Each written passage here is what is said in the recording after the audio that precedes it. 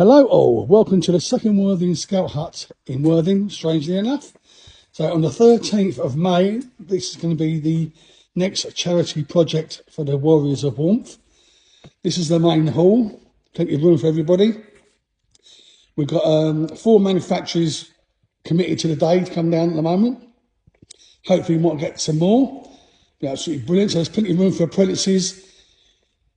Anybody in the area, the Worthing area, apprentices or thinking about becoming a plumbing and heating engineer, please come down. It'll be absolutely brilliant to get some young apprentices on site. We're going to be upgrading this boiler here. See, that hot water heat comes out there. This beast of a boiler comes out, a new Alpha boiler. Big shout out for Alpha boilers. Thank you very much again. Absolutely brilliant supporting this project. F&E tank comes out. We're going to modify this pipework so it's not such a eyesore in the building. All these radiators are going to get flushed. New TRVs are going to go in. Balance the system, flush the system.